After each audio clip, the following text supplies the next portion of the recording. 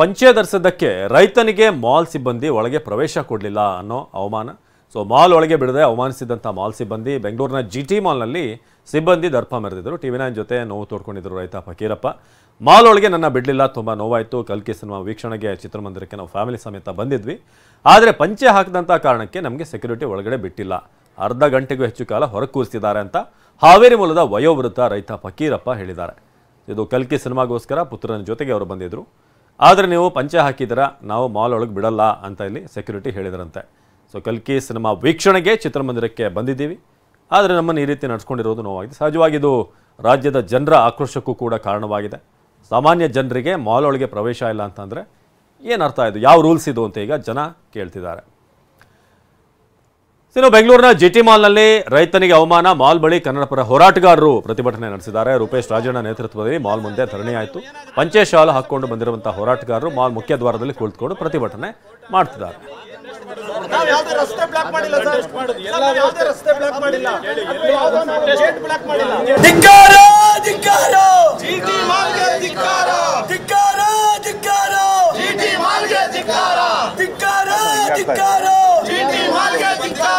ಅಯ್ಯಯ್ಯೋ ಅನ್ಯಾಯ, ಅಯ್ಯಯ್ಯೋ ಅನ್ಯಾಯ, ಅಯ್ಯಯ್ಯೋ ಅನ್ಯಾಯ, ಧಿಕ್ಕಾರ ಧಿಕ್ಕಾರ, ಜಿಟಿ ಮಾಲ್ಗೆ ಧಿಕ್ಕಾರ, ಜಿಟಿ ಮಾಲ್ಗೆ ಧಿಕ್ಕಾರ, ಧಿಕ್ಕಾರ ಧಿಕ್ಕಾರ, ಜಿಟಿ ಮಾಲ್ಗೆ ಧಿಕ್ಕಾರ, ಮನುಷ್ಯದ ಜಿಟಿ ಮಾಲ್ಗೆ ಧಿಕ್ಕಾರ, ಧಿಕ್ಕಾರ, ರೈತರ ಒಂದು ಅರ್ಥ ಆಗ್ತಾ ಇಲ್ಲ. ಈ ಮುಂಚೆ ಒಂದು ಮೆಟ್ರೋದಲ್ಲೂ ಇದೇ ರೀತಿ ಪಂಚೆ ಹಾಕೊಂಡು ಬಂದವರಿಗೆ ಒಳಗಡೆ ಬಿಡೋದಿಲ್ಲ. ಪಂಚೆಯನ್ನ ಹಾಕುವಂಥವ್ರು ಯಾರು? ನಮ್ಮ ನಾಡಿನ ರೈತರು. ಜೊತೆಗೆ ಬಂದು ಪಂಚೆ ಬಂದು ಶರ್ಟು ಪಂಚೆ ಇದು ನಾವು ಸಭೆ ಸಮಾರಂಭಗಳಲ್ಲಿ ಹಾಕ್ತೀವಿ, ನಮ್ಮ ನಾಡಿನ ಸಂಸ್ಕೃತಿಯ ಪ್ರತೀಕ ಅದು.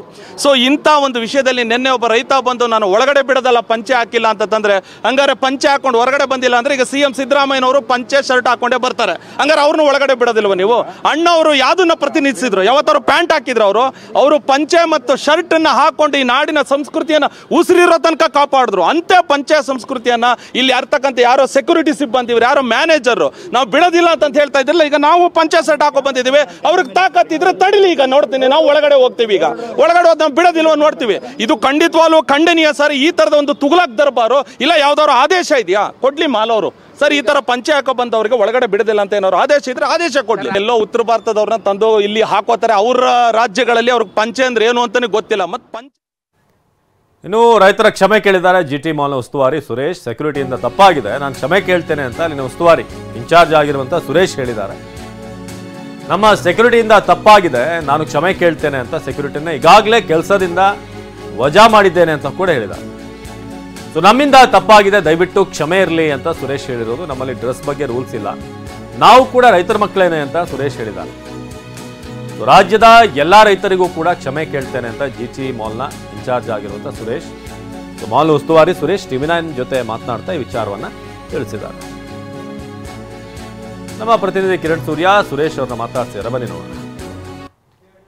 ನಿನ್ನೆ ಸಂಜೆ ಜಿಟಿ ಮಾಲ್ಗೆ ರೈತನೊಬ್ಬ ಬಂದಂಥ ಸಂದರ್ಭದಲ್ಲಿ ಸೆಕ್ಯೂರಿಟಿ ಆತ ಪಂಚೆಯನ್ನು ಉಟ್ಕೊಂಡು ಬಂದಿದ್ದ, ಪಂಚೆ ಉಟ್ಕೊಂಡು ಬಂದಂಥವ್ರಿಗೆ ಎಂಟ್ರಿ ಇಲ್ಲ ಅಂತೇಳಿ ಆತನನ್ನು ತಡೆದಿದ್ರು ಅನ್ನೋಂಥದ್ದು. ಆ ಹಿನ್ನೆಲೆಯಲ್ಲಿ ಈಗಾಗಲೇ ಕೂಡ ಜಿಟಿ ಮಾಲ್ನ ಇನ್ಚಾರ್ಜ್ ಆಗಿರುವಂಥ ಸುರೇಶ್ ಅವರು ಕೂಡ ನಮ್ಮ ಜೊತೆಲಿದ್ದಾರೆ. ಸರ್, ಈಗಾಗಲೇ ನಿನ್ನೆ ರೈತನಿಗೆ ಪಂಚೆ ಉಟ್ಕೊಂಡು ಬಂದಿದ್ರು ಅನ್ನೋ ಕಾರಣಕ್ಕಾಗಿ ಸಿನಿಮಾ ನೋಡಲಿಕ್ಕೆ ಅವಕಾಶ ಕೊಡಲಿಲ್ಲ ಅನ್ನೋಂಥ ಆರೋಪ ಇರುವಂಥದ್ದು, ಏನು ಹೇಳ್ತೀರಾ ಸರ್?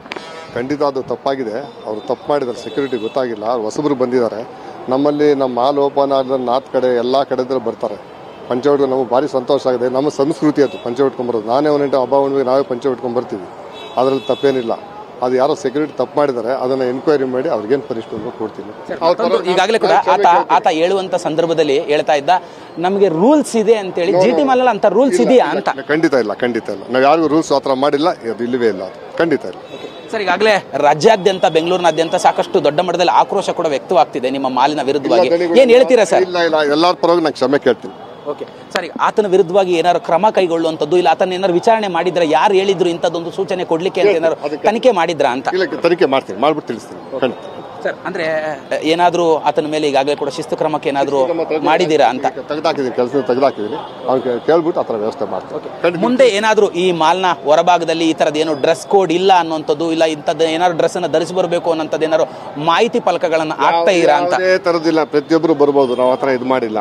ಆರಾಮ್ ನಿಖಾರ್ ಹಾಕೊಂಡ್ಬರ್ತಾ ಅವ್ರನ್ನ ತಡೆದ್ಬಿಟ್ಟು ಆಚೆ ಹೋಗು ಅಂತ ಹೇಳಕ್ಕಾಗತ್ತಾ?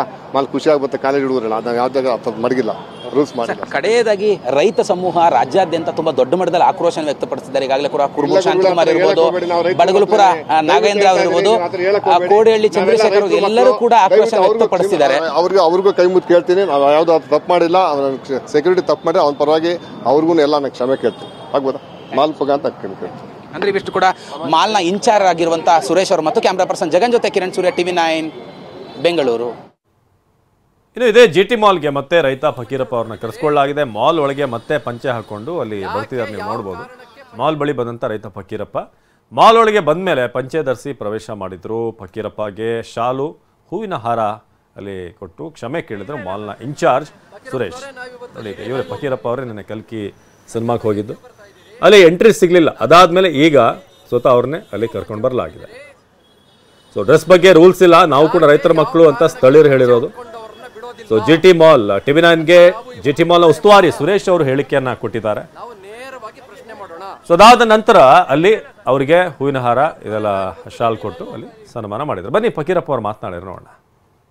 ಪಿಕ್ಚರ್ಗೆ ಬಂದಿವ್ರಿ, ಪಿಕ್ಚರ್ಗೆ ಬಂದಾಗ ಪಂಜಿ ಉಟ್ಕೊಂಡವ್ರಿಗೆ ಒಳಕ್ ಬಿಡಕ ಇಲ್ಲ, ಒಳಕ್ ಬಿಡಂಗಿಲ್ಲ ಅಂತಂದ್ರೆ ಏನು ಕೇಳಿಲ್ರಿ. ಅದನ್ನ ನಾವು ಬಿಡೋದಿಲ್ಲ ಅಂದ್ರೆ 6 ಗಂಟೆಗೆ ಬಂದಿದ್ದೀವ್ರಿ. ಅಲ್ಲ, ಅವ್ರು ಆಮೇಲೆ ಒಳಗಡೆ ಬಿಟ್ರು ಅಂತ ಹೇಳ್ತಾ ಇದಾರೆ ಅವ್ರು. ಆಮೇಲೆ ನಮ್ಮ ಹುಡುಗ ಬೇರೆ ಫೋನ್ ಹಚ್ಚಿದ್ರೆ ಅವ್ರು ಹಚ್ಚಿಂದ ಆಮೇಲೆ ಅವ್ರವ್ರು ಏನ್ ಮಾತಾಡಿದ್ರೆ ಮಾತಾಡಿ ಒಂದ್ ಅರ್ಧ ತಾಸು ಆತ ಅಲ್ಲಿಗೆ, ಅವಾಗ ಬಿಟ್ರು. ಹಾಕೊಂಬನ್ನಿ ಅಂತ ಹೇಳಿದ್ರು ಅವರು, ಹಾಕೊಂಬಂದ್ರೆ ಬಿಡ್ತೀನಿ ಅಂತ ಹೇಳಿದ್ರು ಅವರು. ಹೌದ್ರಿ, ಆ ಪಂಚಿ ಹಾಕಿದ್ರೆ ಬಿಡೋದಲ್ಲ ಒಳಕ. ತೊಂದ್ರೆ ಆಗತ್ತಂತ್ರಿ, ಯಾರಿಗೆ ಹೆಂಗ್ ಹೇಳ್ಬೇಕ್ರಿ ಏನಾತ? ಅಲ್ರಿ, ಅವ್ರು ನಮಗೆ ಈಗ ಅವಮಾನ ಮಾಡಿದ್ದಕ್ಕೆ ನಮಗೆ ಎಷ್ಟು ನೋವು ಆತಂತೀರಿ, ಅಷ್ಟು ನೋವು ಆತ. ಸುಮ್ಮನೆ ರಾಜ್ಯಾದ್ಯಂತ ಜನರು ಎಲ್ಲರೂ ನಿಮ್ ಬೆಂಬಲ ಅಂತ ಹೇಳ್ತಾ ಇದಾರೆ. ಹೌದ್ರಿ, ಅಲ್ರಿ ಈಗ ಮುಂದೆ ಈ ತರ ಯಾವ್ದು ಆಗ್ಬಾರ್ದ್ರಿ. ಇದು ಪಂಚೆ ಹಾಕಿ ಬಂದ ರೈತರಿಗೆ ಸ್ವಲ್ಪ ಇಷ್ಟು ಅವಮಾನ ಮಾಡ್ಬಿಟ್ರೆ ನಾವು ಬದುಕದ ಹೆಂಗ?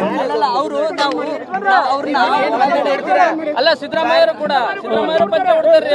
ಹ್ಞೂನ್ರಿ, ರಾಜ್ಕುಮಾರ್ ಅವರು ಅಣ್ಣ ಅವರು ಕೂಡ ಪಂಚೆ ಉಡ್ತಾರ್ರಿ.